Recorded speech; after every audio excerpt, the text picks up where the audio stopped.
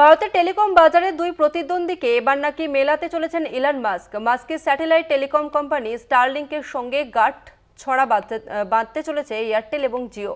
প্রশ্ন উঠছে, তবে কি মাস্কের জন্য ভারতের বাজার খুলে দিতে চাইছেন মোদিজি, আর তাতেই কি দুই প্রতিদ্বন্দ্বী এক ছাতার তলায়?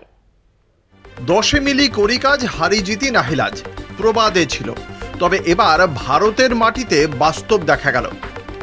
টেলিকম বাজারের দুই শত্রু নাকি একসঙ্গে কাজ করবেন, এয়ারটেল আর জিও। তবে বিষয়টা এতটাও সহজ নয়। ভারতের বাজারে ঢুকতে চাইছেন ইলন মাস্ক। মোদির মার্কিন সফরে ইলন মাস্ক সপরিবারে এলেন। প্রধানমন্ত্রী মোদি সরকারি আধিকারিকদের নিয়ে বসলেন, আর মাস্কের সন্তানরা তার সামনে মাটিতে খেলা করল। এইসব মিষ্টি ছবি দেখে কেউ কি ভেবেছিল যে মাস্ক অসাধ্য সাধন করে ফেলবেন? তবে কাহিনী মে টুইস্ট। ইলন মাস্কের স্যাটেলাইট টেলিকম কোম্পানি স্টারলিংকের সঙ্গে আগেই গাঁটছড়া বেঁধেছিল এয়ারটেল। তখন এয়ারটেলের তরফ থেকে ঘোষণা করা হয়েছিল যে এয়ারটেল আর স্টারলিংক একসঙ্গে পরিষেবা প্রদান করার কাজ করবে। তখন সোশ্যাল মিডিয়ার আনাচে কানাচে আম্বানিকে নিয়ে মশকরা করেছিল নেট দুনিয়ার মানুষ। মোদিজি নাকি আম্বানিকে আর ভালোবাসেন না।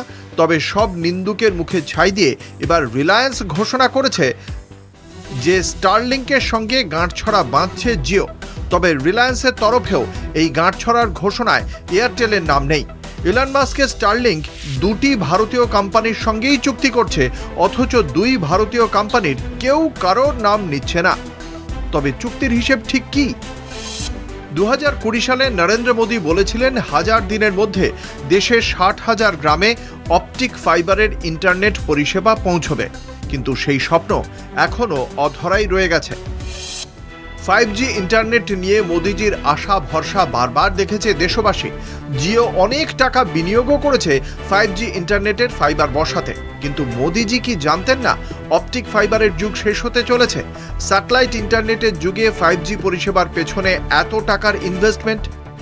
ইলন মাস্কের স্টারলিংক বাজারে এলে সেই সব প্রযুক্তি কি তবে আবর্জনায় পরিণত হবে?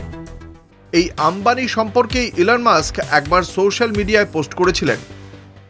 সেই পোস্টে আম্বানিকে নিয়ে ঠাট্টা করেছিলেন মাস্ক। আর আজ আম্বানির সঙ্গে জোট বাঁধছে স্টারলিংক। মোদিজিকে আমেরিকার চাপেই ভারতের বাজার ইলন মাস্কের হাতে তুলে দিতে এত তাড়াহুড়ো করছেন। আর ভারতের বাজার খুলে দেওয়ার এতটাই চেষ্টা যে দেশের দুই বড় টেলিকম সংস্থা এয়ারটেল আর জিও, যারা একে অপরের সঙ্গে কম্পিটিশন করে বাজারে, তাদের অবধি একসঙ্গে গাঁটছড়া বাঁধতে হচ্ছে। কলকাতা টিভি।